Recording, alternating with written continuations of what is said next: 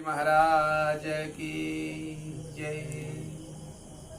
अतुलित बलधामं हेमशैलाभदेहं दनुजबल कृशानुज्ञानिनाम् अग्रगण्यं सकलगुणनिधानं वारणानामधीशं रघुपतिप्रियभक्तं वातजातं नमामि। जय जय श्री राधे रमण, जय जय नवल किशोर, जय गोपी चित चोर प्रभु, जय जय माखन चोर। प्रेम से बोलो राधे कृष्ण भगवान की जय। श्री सीतारामचंद्र भगवान की जय। अयोध्या राम लला की जय। हनुमानगढ़ी के हनुमान जी महाराज की जय।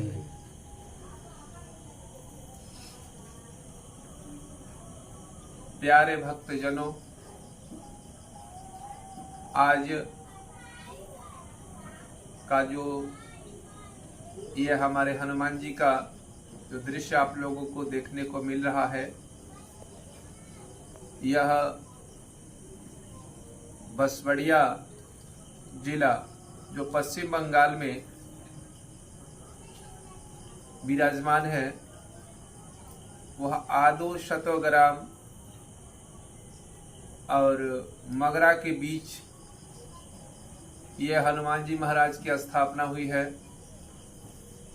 यह संकट मोचन की दिव्य मूर्ति समस्त भक्तजनों का प्राण है, सबकी आस्था ही है। आप सबको भगवान की लीला का एक प्रसंग बता रहे हैं। इस प्रसंग को सुनने मात्र से सांसारिक जीवन के जितने कलेश हैं, वो सारे कलेश और विघ्न बाधाएं दूर हो जाती है। एक समय की बात है, भगवान श्री कृष्ण द्वारिकापुरी में अपने आसन पर सुखपूर्वक विराजमान थे। राजकाज बहुत अच्छे ढंग से चल रहा था। अचानक विदर्भ देश के राजा भीष्मक, जिनके पुत्री का नाम रुक्मिणी और रुक्मिण नाम का पुत्र था, माता रुक्मिणी ने अपने भाई रुक्मिण के जिद के आगे लाचार होकर के अपने माता पिता से कहने गई कि माँ आप तो मेरे मित्र भी हो और तुम जानती हो कि मैं भगवान श्री कृष्ण से प्रेम करती हूँ। तुम ये भी जानती हो कि मैं कौन हूँ। तुम जानती हो कि मैं लक्ष्मी की अवतार हूँ और भगवान मेरे नारायण है कृष्ण। माँ, मेरा भाई रुक्मिण जबरदस्ती मेरा विवाह शिशुपाल से करा देना चाहता है, तो मुझ पर दया करो, मेरे भगवान से मुझे दूर न करो। माता आंसू बहा करके बैठ जाती है। तब पिता श्री के पास जाते हैं। रुक्मिणी माता पहुंच करके पिता श्री भीष्मक से कहती हैं कि हे पिताश्री, आप दया करें, आप तो जानते हैं कम से कम। कहते हैं हाँ पुत्री, मैं जानता हूं, लेकिन लोकाचार्य की वजह से हम बिल्कुल चुप है, कुछ कह नहीं सकते। लेकिन जा बेटी, हम दोनों पति पत्नी तुम्हारे साथ हैं। तुम्हें कोई उपाय करना है तो अपने कृष्ण के लिए उद्योग कर सकती हो। माता रुक्मिणी ने एक पुरोहित होते थे, पुरोहित को बुलाई और पुरोहित के हाथ से चिट्ठी लिखाई। चिट्ठी में लिखी, हे प्रभु, मैं आपसे कितना प्रेम करती हूं आप तो अच्छी तरह जानते हैं। हे जन्म जन्म के साथी, हे परमात्मा, क्या आप अपनी लक्ष्मी को भूल सकते? आज मेरा धर्म संकट में जी पड़ा है। एक तरफ से लोकाचार्य और एक तरफ से मैं बड़ी दुविधा में फंसी हूं। इधर मेरा भाई जबरदस्ती असुर स्वरूपी शिशुपाल से मेरा विवाह कराना निश्चित कर दिया है। 4 दिनों बाद मेरी बारात आएगी और आपसे मैं अलग कैसे रह सकती प्रभु? तो मैं अपना निर्णय सुनाती हूं। या तो शादी होगी या तो मैं गले में फांसी डाल लूं। शादी होगी या तो गले में फांसी डाल लूं। शादी करूंगी या तो गले में फांसी डाल लूं। ये दोनों आपके हाथ में है। आपको क्या करना है आप जाने। यही चिट्ठी लेकर के पंडित जी महाराज पहुंचे और जाकर के चिट्ठी आज भगवान श्री कृष्ण से मिल करके उन्हें दंड प्रणाम करके उनको चिट्ठी देते हैं। भगवान श्री कृष्ण ने जब चिट्ठी पढ़ी व्याकुल हो उठे।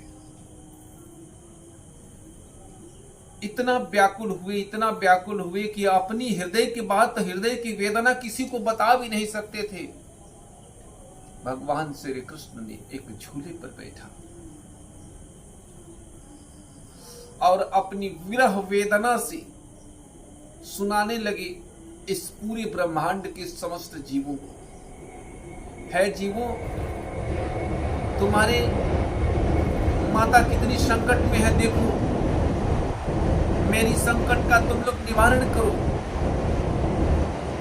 अपनी विरह वेदना मुख दर्शक रूप में कैसे भगवान श्री कृष्ण सुनाते हैं। वो बंसी के रूप में कहते हैं, हे बंसी तू तो जन्म जन्म की साथी है। स्वर रूप में तुम ही रुक्मिणी हो, तुम ही राधा हो, तुम ही लक्ष्मी हो, तुम तो जानती हो। और बंसी से बात करते हुए बंसी की मधुर आवाज के साथ भगवान श्री कृष्ण बंसी बजाना प्रारंभ किए। इतने विरह वेदना से आवाज प्रकट हुई, इतने विरह वेदना से आवाज प्रकट हुई कि आकाश में उड़ने वाले पक्षी भी नीचे धरातल पर आ बैठे। पेड़ पौधे सभी में से आंसू टपकने लगे। पशु पक्षी जो जहां है जूसी अवस्था में पूरे ब्रह्मांड में एक तरफ से मानो कि सूर्य की गति दिशा सब कुछ रुक गई है। सभी के सभी रो रहे, भगवान के प्रेम में सभी रो रहे। इस विरह वेदना की हुंकार, उस वंशी की आवाज की विरह वेदना की हुंकार पूरे द्वारिका में छा गई और पूरे द्वारिका वासी उदास हो गए। जब इस स्थिति को भाप करके बलदाऊ जी छटपटा उठे, बोले कि यह क्या हो गया। कृष्ण को दौड़ करके आए, बोले कन्हैया क्या करते हो ऐसा? कन्हैया तुम क्या कर रहे हो, क्यों ऐसा कर रहे हो? भगवान श्री कृष्ण ने कुछ कहा नहीं, मुंह से अपने पाती हाथ से निकाले और भगवान को पकड़ा दिए। जब माता रुक्मिणी की पाती उन्होंने पढ़ा, या तो शादी या तो गले में फांसी, या तो शादी या तो गले में फांसी। इस बात से कहे कन्हैया इसके लिए तुम्हें इतना विरह वेदना की क्या आवश्यकता है? मैं तेरा बड़ा भाई यही हूं ना। जा जा, मैं सेना लेकर के यादव की सेना लेकर के पीछे से आ रहा हूं, तू आगे से जा और जा करके और उसका हरण कर ला। उस समय हरण और वरण की 2 प्रथाएं चालू थी। लड़की अपनी इच्छा के अनुसार ही वर का वर्ण करती थी। यही ब्रह्मा जी सृष्टि का विधान बनाए थे। लड़की के विरुद्ध कोई भी कदम नहीं उठाया जाता था, वो अधर्म कहलाता था।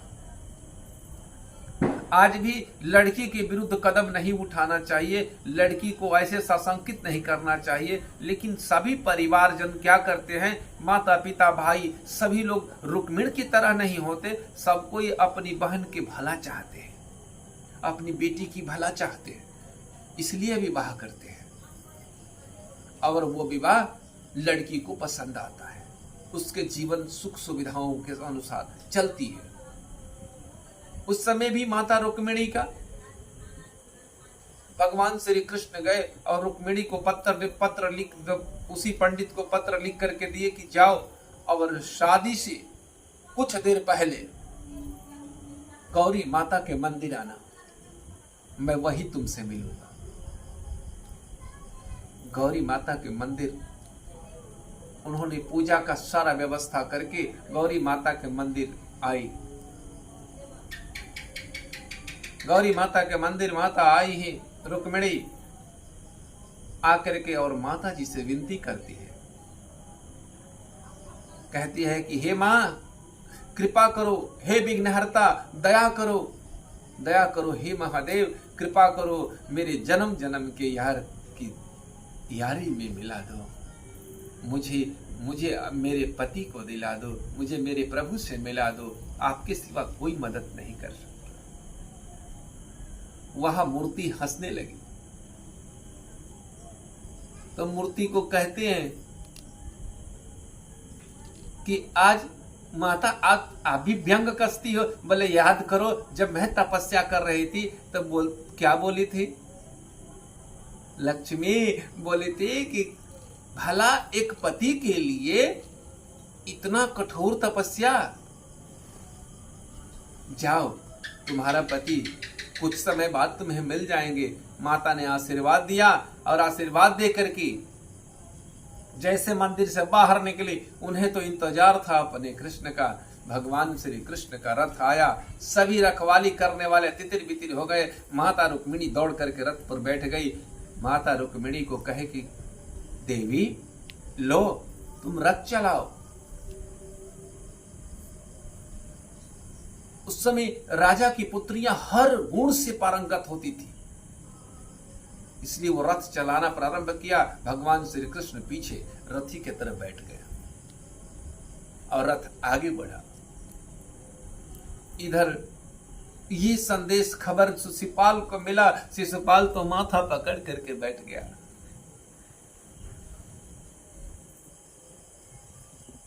यही जरासंध ने पूछा, क्यों भाई दुल्हा राजा आज माथा पकड़ के क्यों बैठा है? बोला छोड़ो जाने दो ना, वो रथ का बात हमने खाया, काजल हमने लगाया, टीका हमने लगाया, पैर हमने रंगा, बारात लेकर मैं आया और दुल्हन गायब हो गई। अरे ऐसा कैसे हो गया? बोले हाँ आज वो ग्वाला लेके फरार हो गया मेरी दुल्हन को, तो चलो उसको रास्ते से घेर लेते हैं। बोले पूरा संसार क्या कहेगा, अभी तो शादी हुई नहीं, मेरा क्या अधिकार है उसको घेरने का। शिशुपाल का और रुक्मिणी का बड़ी मित्र था। रुक्मिणी से कहे शिशुपाल ने, अरे तेरी इज्जत तो खाक में मिल गई, तेरी बहन भाग गई, शादी के दिन भाग गई। रुक्मिणी गया अपने रथियों के साथ में, जाकर के सेना के साथ में उन्हें घेर लिया। भगवान श्री कृष्ण के साथ बहुत देर तक युद्ध हुई। अंत में भगवान श्री कृष्ण को अनाप शनाप बोलने लगा। भगवान श्री कृष्ण उसे युद्ध में परास्त करके उसके सीने पर पैर रखा और सुदर्शन चक्र का आवाहन किया। माता रुक्मिणी दौड़ करके उनके चरण पकड़ करके कहती है, प्रभु मैं आपके जीवन में पहली बार आपसे कुछ मांग रही हूं। मेरे भाई का प्राण छोड़ दीजिए प्राणनाथ, इसको दान दे दीजिए। मैं भाई से अपने बहुत प्रेम करती हूं भाई से, कृपा कीजिए। भगवान श्री कृष्ण सुदर्शन चक्र को आदेश दिया और रुक्मिणी को कहे, हे रुक्मिणी देख बहन कितना तड़पती है तेरे लिए, और तू इसको अधर्म और असुरों के हाथ ले जाकर के डालना चाहता था। माता रुक्मिणी को लेकर के भगवान श्री कृष्ण पहुंचे द्वारिकापुरी। बलराम जी ने अच्छी भूमिका निभाई। उन्होंने कहा, अरे कन्हैया एक काम कर, तू जो है तू इस साइड हो जा और इस साइड के महल जो है रुक्मिणी का होगा और मैं रुक्मिणी का भाई बन करके इस साइड रहूंगा और तुम जो है हम लड़की पार्टी तू लड़का पार्टी जा। ऐसे करके यह दिव्य कथा हुई। इसमें शादी का दिन रखा गया। विवाह के दिन भागवत में सुखदेव स्वामी कहते हैं कि हे राजन, जब विवाह का मुहूर्त जाने लगा, पंडित इधर कहता है विवाह का मुहूर्त जा रहा है, लड़की को ले आओ, लड़की को ले आओ, लड़की को ले आओ, और इधर भगवान कहते हैं जा करके जाओ ना लेके आओ, जाओ ना लेके आओ। जो जाता है आता ही नहीं, लड़की आ ही नहीं रही है। लड़की क्यों नहीं आ रही है? लड़की को अपने भाई की बहुत याद आ रही है। बहन और भाई का रिश्ता इतना पवित्र होता है, इतना अनोखा होता है कि यदि हृदय से स्पर्श करो तो भाई ही सच्चा मित्र है। इस तरह से भगवान श्री कृष्ण, रुक्मिणी माता आई। उस दिनों एक ब्राह्मण पुत्र द्वारिकापुरी में भगवान श्री कृष्ण का परम भक्त था। ब्राह्मण पुत्र को शादी से 2 महीना पहले लकवा मार दिया था। उसने पहले बड़ा प्रतिज्ञा किया था कि भगवान श्री कृष्ण का जब विवाह होगा, हे कन्हैया तेरे विवाह में मैं बहुत नाचूंगा प्रभु, बहुत नाचूंगा। अब उस समय वो गरीबी से भी जूझ रहा था। भगवान श्री कृष्ण ने उसके लिए वस्त्र दिए और वस्त्र दे करके और उसकी तकलीफ को दूर किया। वो अपने स्वस्थ हो गया और भगवान श्री कृष्ण ने आशीर्वाद में दिया, जाओ इस कथा को जो सुनेगा, इस कथा को जो सुनेगा, जितने हृदय से जितने मन लगा करके सुनेगा, उसकी कैसा भी दुख होगा, दैहिक दैविक भौतिक कैसा भी पाप होगा, वो तीनों में से मनसा वाचा कर्मणा, तीनों में से कोई भी पाप होगा, कोई भी ताप होगा, सभी ताप से मुक्ति मिलेगी। यह मेरा आशीर्वाद है। प्रेम से बोलो श्री कृष्ण भगवान की जय, हनुमान जी महाराज की जय, जय जय सियावर रामचंद्र की जय, दुर्गा मैया की जय, कलकत्ते की काली की जय, जय हो दक्षिणेश्वरी महाराज की जय, मनसा मैया की जय।